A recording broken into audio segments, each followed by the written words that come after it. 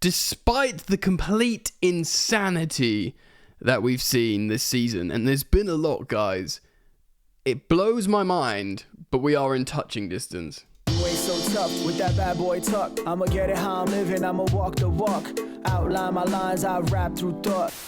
Hoo-wee! What's happening, people? Welcome back to Football Therapy with me, your host, Jan. I hope you're doing well. Really do hope that in today's Chelsea news, we're going to discuss what Pochettino said about the injuries. Chelsea are actually looking at new managers, Saif Sai Phillips, whose information often is very good. We'll talk about that. We'll talk about actually where we are on the Premier League table, which, if you keep looking at it, it keeps drawing you back in like some peculiar, insane lure. It's because just people like Man United stealing a point from Bournemouth yesterday away from home. Look, I don't know if you guys watched that game, but Bournemouth, I don't know, their penalty, I think, it carried on into the box. It could have been given. I think it was a very harsh penalty against him. The referee was not giving blatant corners to the Cherries. They're rightfully feeling aggrieved. Probably should have taken all 3 points against Manchester United. We are going to look at the Premier League table and just try and understand how we got here. I also want to talk about Andrew Santos as well, who's doing excellent work for Strasbourg. Their form's turning around. Of course, they are protesting against Blueco, which is our owning the company who owns Chelsea. But they're sort of flying up the league ever since Andre Santos has come into the side. So we'll speak about him in just a moment. We'll start off with him. So thank you for joining me. If you want to support Football Therapy and my commentary on the beautiful game and the most frustrating team in the world, Chelsea Football Club, then please do like, comment, subscribe, hit the bell if you choose to subscribe so you guys get notified when I upload, because I'd love to see you back here. Right, let's start off with Andre Santos. In the last 4 games, they're undefeated. This is the last 4 games he started, so that's 3 wins and a draw, by the way. And they've gone from a relegation-threatened situation under Patrick Vieira to playing really well. And I was looking at, je parle français un peu, mais pas trop. But when looking at the French Strasbourg fans in the comment section, I was translating them, because often slang and, certain talk, I can't, I speak French better than I read and write it. And yeah, a lot of them are saying, suddenly we're out, we're doing a lot better, we're not in a relegation threat anymore, it's funny what a few weeks do. And a lot of them are referencing young Andre Santos, the Brazilian midfielder that we rightfully brought back from a negative loan at Nottingham Forest and sent him to Strasbourg. We will see if this is a good loan or not. It's good because he's saving them. The owners will be thinking, well, he's changing the mood slightly, so they'll be happy with that. But could we have done with him? He just won Young Player of the Month over in Ligue 1. Because he's completely turned things around for them. Of course, he's very, very young still. How old is he? 20? Of course, he was a teenager when we signed him. Might be 19, 20. Leadership qualities, captained the Brazil under-20 side to the South American Championships. He's good for a goal. He's a number 6. He's a proper central midfielder. He's not like, even though he scores a goal, he is like a midfielder. Kind of what we need right now. More than what we need than a Cesare Casadei. And if you look at what Leicester City are doing in terms of bottling their championship title run, they'll probably be frustrated that they lost out on Casadei, a player that, granted, wasn't starting every game, but they were certainly turning to him and utilising him. He was settled in that Leicester side. Now, I get it. Pochettino wanted another midfielder. He went to Chelsea and said, can we sign a midfielder? And they went, we'll recall Casadei. At least that's what The Athletic say. The Athletic has said he actually asked Chelsea to buy a midfielder in January. They said, let's wait. Probably thinking, because we're going to assess you in the summer, mate. We're not going to start bowing to your £1 million requests, especially when it's dodgy territory in terms of financial fair play. So, taking that all together, they were like, right, you can recall Casadei. But in terms of profile, we would have done so much better to get Andre Santos. And I do wonder if Pochettino was offered Santos or Casadei to be recalled. He looked at, Santos not playing firstly, looks at Casadei doing really well in the Championship, which actually translates very well to the Premier League in a lot of ways. We know that from Reece James, Tomori, Tammy Abraham, Mason Mount, Conor Gallagher, and others. There's loads of other examples, of course, that translates well to physical, fast league, and if you're technically good, like those lads, they are technically good because they've come up through the Cobham Academy, then you translate to the Prem really well. So maybe he thought, okay, Cassidy, there's that, and I know it's reductive, I know it's lame and frustrating, but it's not just Pochettino who thinks like this. Many coaches do. He's tall. We're a short team. He's tall and he wins headers in the box. Cassidy, that is. Santos isn't a big guy who's going to win loads of aerial duels. In theory, and it didn't help us the other day when we put him on to defend the lead, did it? And we ended up conceding an equaliser to Sheffield when he was missing headers. But I don't blame him for that. He was, he's a kid that's been chucked on. In hindsight, it's 2020, guys, hindsight. I'd much rather have Andre Santos putting his foot on the ball, actually controlling games more, not leaving massive chasms in midfield, and being that profile that we can look, for example, Everton, right? So apparently Enzo is out. I did my match preview. I think I did Gallagher, if Enzo couldn't play. But you'd start Andre Santos, couldn't you? Because you don't have Lavia, you don't have Ugochukwu, which are these like central midfield profiles. You'd start Santos. Look, it might turn out to be a good loan, more European football for him. He might get them into the top half of the table, are well away from relegation, and then all things are fine. The French Strasbourg fans are aware that this young player of the month that's totally turning their fortunes around isn't going to stay with them. I mean, who knows? Maybe he'll stay Angelo Gabriel is the other Brazilian teenager that we sent over there on loan that's been very good. He got injured though. I don't know.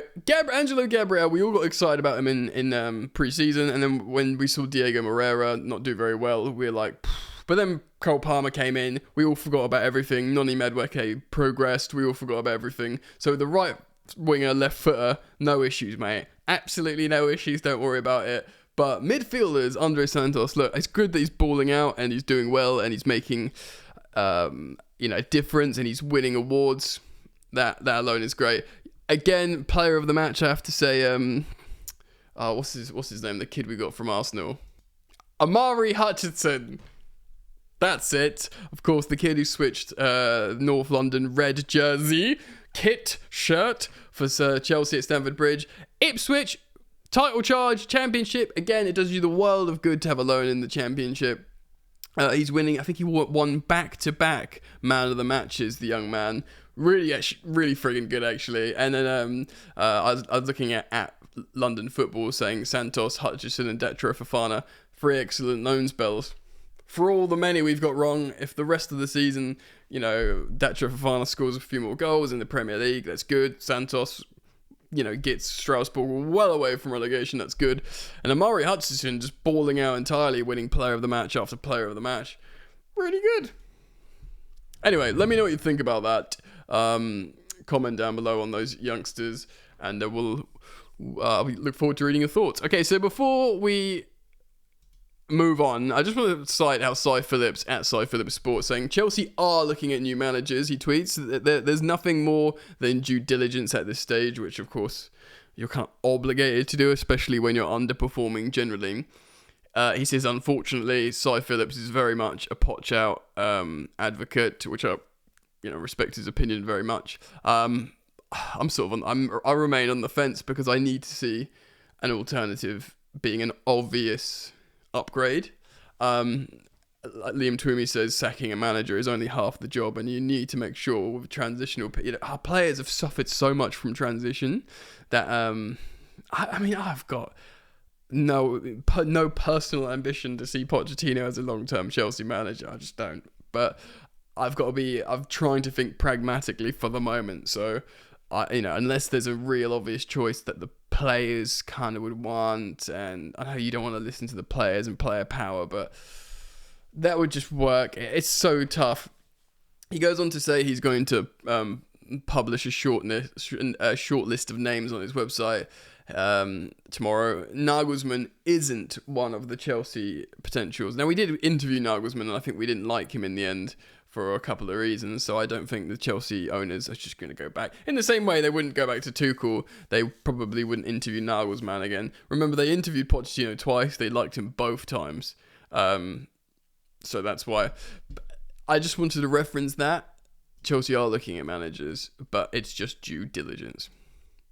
So before we look at the table and work out what the ruddy heck is going on, Pochettino has been quoted saying this: "The conversation is always to win the next game. The most important thing is always to win the next game, and then the next, and then the next, and then see the position when we arrive. In the circumstance we are in, we have to try and be competitive at every game and find the right balance." Yeah, because we're not competitive in every game. And as you will see in just a moment when I show you the Premier League table, or the segment that we are in, those 4 mandatory points that we dropped against 19th and 20th place respectively, were they both at home or one of them was at home? Either way, it was just absolutely tragic and morbid. Those 4 points would be insane. And that's not, we've had disappointing results all season, but Brentford and, throwing away 2-goal leads to Arsenal by passing them the ball and giving them 3 goals. Like, even with all those, if you just say the 2, unforgivable cardinal sins, dropping points to 19th and 20th when, those guys couldn't buy a win, as Chelsea, that's the 4 points. Just that alone, that's still reflecting on a really negative season. We'll look at that in a moment. So he went on to talk about injuries, Poch. He says, to play in Europe this season under circumstance, oh my goodness, we've had 8 to 10 players unavailable every single game. If you add more games, we struggle a lot. That is kind of interesting. It is, but I don't want to give Pochettino a free pass here. Obviously, it's the medical team that needs to be assessed, and it is just a profound amount of injuries. But maybe you can't, you're still the coach. You're still the ones putting them through their training regimes. Is it Jesus Perez who's your fitness guy? Maybe you need to look at yourselves, fellas. Maybe you're red zoning the players. Surely that's a possibility, He says, now it's about experience, it's about gathering information and trying to help our club avoid the things that have happened this season. Of course, for us, it's our principal focus to try and find a squad that can be fit and have more than 80% availability. Yes, more than 80% availability would be lovely. And maybe that's the norm, maybe that's a statistic that if you're a top club with elite athletes, you have more than 80%. We've had, Liam Twomey's done the numbers recently on The Athletic. It's bad. It's nowhere near than more than 80%. It's really, really, really negative. We wouldn't have been able to cope with Europe this season. Not at least we would have made sure Santos is recalled in the squad. We would have been, it depends what Europe we're in. If we had been in the Conference League, which I am at this point, I've nailed my colours to the mast. I'd like us to be in it. I don't want to be 2 seasons out of Europe. More than anything else, it's boring. I love watching my club play. Going to different footballing clubs and cultures. I want to see them play these different clubs rather than the Premier League all the time. It's fun. And even if it's just the Conference League, it could be more. We'll look at it in just a second. But I'd want that. But maybe if it was the Conference League, what I was getting to is, then I guess you could enlist academy players, good academy players that are winning stuff. We've just won the under 17s Premier League Cup. Maybe chuck a couple of 17-year-olds in there. Why not? Barcelona are playing Champions League games with 16-year-olds. So why the ruddy heck not, eh? Hey. So let's take a look at this. Are you ready for this? Are you ready for this? Here we go. 6th to 10th. Right, we are in 9th, the lower echelons in that. So 6th place, ladies and gentlemen, is Europa League football. And this is with the current coefficient, with England being relegated lower coefficiency. So instead of 7th being Europa League, you have to get to 6th. But they're the same points at the moment because Man United are utter dog doo-doo. So Newcastle are currently sitting in a Europa League spot with 50 points and 32 games played. Now, we are 6 points behind. Okay, we are 6 points behind. And we have 2 games in hand. Now, of course, one of those is Tottenham, but Tottenham just lost 3-0 to... I can't remember who they played. Who did they play? They just got absolutely touched up by... It's going to blow my mind. Hold on, I'm just going to quickly check because that's going to kill me. The aforementioned Newcastle. There was 4-0 to Newcastle. And they play this ridiculous, silly high line. They've got to come to Stamford Bridge. They'll play the ridiculous, silly high line. I don't think we'll keep a clean sheet like Newcastle, but I think we'll beat Tottenham. he says, who's just dropped points to Sheffield and Burnley. I think we'll beat Tottenham, so 3 points. And then obviously playing Everton tomorrow. Now, I don't want to go too early. We are playing Everton at home. Everyone scores against us. But let's just say we win those 2 games. We go level on matches played of all those teams there. And we too will be on 50 points. So, of course, we'll go above Manchester United on goal difference because they're, again, utter dog so-and-so. So we'll go 7th, but level on points with 6th in terms of points. I mean, level on points with 6th for the Europa League. That makes you so much more frustrated, big time, in terms of dropping points, because say we had the extra 4 points, then we would be 4 points ahead of Newcastle, so we'd be in 6th, 4 points clear, and actually we'd be 6 points with 8 games to play behind 5th place Tottenham. Now, crazier things have happened, okay? And by the way, Tottenham and Aston Villa are level on points with 60. So this won't happen now, but had we just beaten Sheffield and Burnley with 60 points, the fact how Aston Villa is still in Europe, the fact how Tottenham look awful, and we, obviously play them as well, so they would, it's a 6-pointer. If the coefficient goes up again, Chelsea could have qualified for the Champions League. It just blows my mind. Like, obviously, you'd have to still win a few games and hope Tottenham not only lose to you, but Tottenham also lose like a couple of games or draw a couple of games that you win. I mean, it can happen. It's more of a long shot, but the fact how Chelsea, despite this whole season, if we just beaten Sheffield and Burnley like we should have done, would somehow be in the Champions League race again, is utter craziness. It's absolute mind-boggling. Obviously, there's a lot of ifs and buts here, and of course, I can hear you through the screen. Many of you will be saying, Jan, we've got to beat Everton first tomorrow night, mate, and you're absolutely right. It is worth talking about because it just blows my mind where we actually are on the table. I know we're mid-table, but those games in hand and just those draws are just infuriating. But it just goes to show that maybe we're not that far off it. We are. As I'm saying that, I'm looking at us in 9th in the middle of April. But do you see what I mean? It's like those games in hand and those recent drop points. It just would have the optics would have been insanely different, absolutely insanely different. Essentially, it would have been like, the top 3, City, Arsenal, and Liverpool, much better than everyone else. But we'd be mixing it with the top of everyone else. And if you consider Liverpool, Arsenal, Man City, where they are in their developmental projects, and where we were, new coach, new squad, the youngest squad in the league, bare injuries. Again, I'm not defending Poch. I think he's largely been, buttocks. But you look at it that way, Anyway, let me know what you think. But they spent £1 billion. Let me know what you think, though. I always want to read your comments, so thank you for commenting, liking and subscribing. Keep it locked to Football Therapy. I'll be back here after the game tomorrow evening, so I look forward to seeing you then, and hopefully we can celebrate a win together. Right? Peace.